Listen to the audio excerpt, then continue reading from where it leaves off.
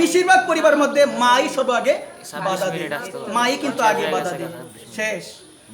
জয় নিতাই গৌর হরি বল। এখানে সকলের চরণে আমার এই নিবেদন থাকবে, কখনো কি করা যাবে না, বাধা দেওয়া যাবে না। প্রহ্লাদ মহারাজের জীবনী থেকে কিছু শিক্ষা পাওয়া যায়। এর প্রথম শিক্ষা হলো, গর্বটা যেমন হবে সন্তানটা তেমন হবে। গর্বটা যেমন হবে সন্তানটা তেমন হবে। গর্বে থাকা অবস্থায় তুমি যদি ভালো কিছু করো, গোবিন্দের কর্ম করো, গোবিন্দের নাম গুণকীর্তন করো, গোবিন্দের কথা শ্রবণ করো গর্ব থাকা অবস্থায়, তাহলে তোমার সেই সন্তানটা কৃষ্ণ ভক্ত হবেই হবে। একবার প্রমাণ ধ্রুব মহারাজ প্রমাণ, প্রহ্লাদ মহারাজ প্রমাণ। প্রহ্লাদ মহারাজ মাতৃগর্ভে ছিল অনেক বছর, 5000 বছর। তার মা কয়াদু, তিনি নারদ মুনির শ্রীবদন থেকে ভাগবত কথা শ্রবণ করেছিল। সেই প্রহ্লাদ, যার জন্ম হয়েছিল অসুর কুলে, কিন্তু সে ছিল পরম হরিভক্ত। একবার এত বিরূপ পরিস্থিতির মধ্যে থেকেও হরিভজন ত্যাগ করে নাই। সবাই বিভিন্ন ধরনের আজে বাজে খেলা খেলতো। তখন প্রহ্লাদ বলতো তার সখাদের, আজকে নতুন একটা খেলা খেলবো। সেই খেলা হলো হরিনামের খেলা। এই জগতে মা কথা বলেও না কেউ, এই জগতে যত খেলা হয়, এই জগতে যত খেলা হয়, এই খেলার মধ্যে একজন জয়ী হয় আর একজন পরাজয় হয়, হয় কিনা সবাই বলেন। কিন্তু প্রহ্লাদ বলছেন এমন একটা খেলা খেলবো, এই খেলার মধ্যে পরাজয় না, সবাই জয়ী হয়। সেটা কিসের খেলা গো? সেটা হচ্ছে নামের খেলা।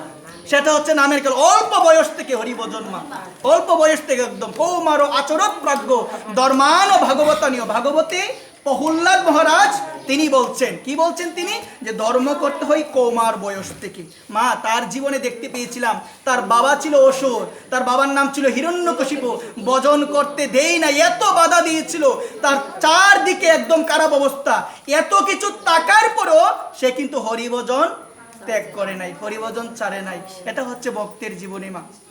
তোমাকে যদি মাথার মধ্যে কেউ বন্দুক ধরে বলে যে হরিভজন করা যাবে না, তুমি কি করবে? তুমি করবে? হরিভজন ছেড়ে দিবে তুমি। কিন্তু আমরা দেখতে পেয়েছিলাম হরিদাস ঠাকুরকে যখন 22টা বাজারে মারা হয়েছে, বেত্রাঘাত করা হয়েছে, বলছেন কণ্ড কণ্ড হয় দেহ, প্রাণ যদি যায় মা, বদনে তবু নাহি ছাড়ে আমি হরিনাম।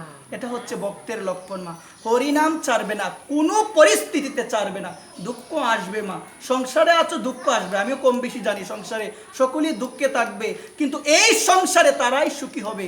শুধু একজন ভজন নয়, শুধু আমি ভজন করব, অন্যরা আজে বাজে জিনিস আহার করবে, আজে বাজে পথে থাকবে, এটাকে ভজন বলে না। ভক্তির কথা শুনো মা, শাস্ত্রের কথা বলছে তোমার ভক্তিটা কখন সার্থক হবে? যখন পরিবারের সবাই তোমার ভক্তির প্রভাবে তারাও হরিভজন করবে একবার, তখন তোমার ভক্তি সার্থক, তখন সেই পরিবারটা হয়ে যাবে বৈকুণ্ঠ। পরিবারটা কি হয়ে যাবে গো? বৈকুণ্ঠ। আমরা জানি কি কি করা যাবে না, তারপরও আমরা করি। আমরা জানি এগুলো করা উচিত নয়, তারপরে করি না। এটা কি জানো? এটা হচ্ছে মায়া।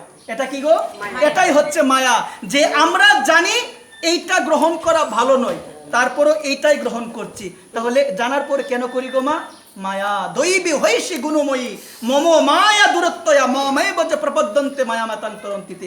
এই মায়াকে তারাই অতিক্রম করতে পারে যারা গোবিন্দের চরণে নিজের সবকিছু সমর্পণ করে দিয়েছে। একবার গীতায় ভগবান বলছেন, কোনো কিছু পারো বা না পারো, এই শ্লোকটাকে হৃদয়ে স্থান দাও, আর কোনো কিছু করতে হবে না। সর্বদা